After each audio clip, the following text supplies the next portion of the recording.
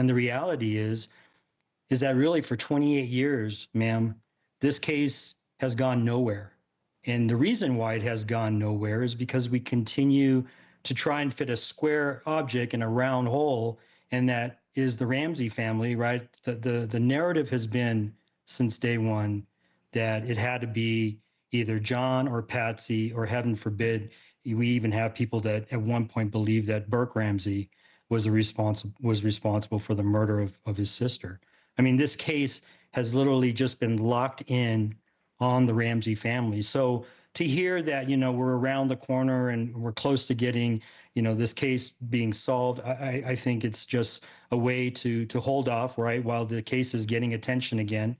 Because for 28 years, we really have gone nowhere with this. It's always been, the Ramsey family, and they've been hiding behind, their attorneys, or hiding behind whoever. And the reality is that we have never really looked at the evidence in the case. And that's the danger in this, is that investigators have not investigated. Yeah, it's important to note at this juncture that it took a very long time for Boulder authorities to finally say publicly, we're sorry.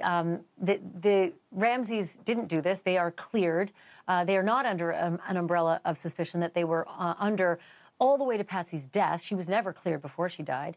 And so I have to ask you, as somebody who was there early, oftentimes police will disagree, right? But the Boulder police are always referred to in a monolith, right? The Boulder police did that, thought this, screwed that up.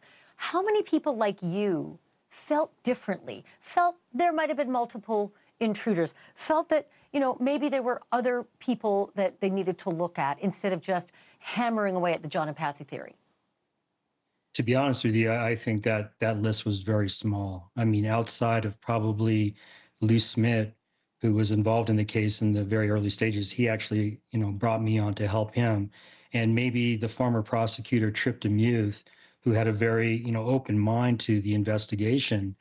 I will tell you, Ms. Banfield, I don't think outside of those two gentlemen that there was ever really anybody looking at anybody other than the family.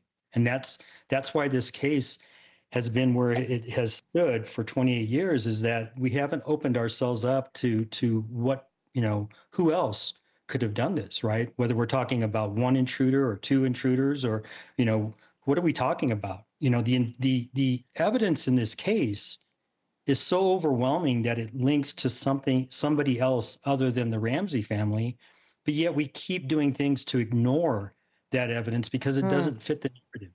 It doesn't fit the narrative. John, let me ask you this. Going back over the docuseries, which I highly recommend to everyone who's watching right now, there's a lot of information in there that I didn't know. I didn't know that the grate that you'd open up to get into the well and enter the basement window, I didn't realize there was foliage under the grate, meaning it had been lifted and put down over that foliage. I didn't know that loose smiths could fit into that window. I'd always heard the headlines, no, nobody could fit down there, that's not the issue.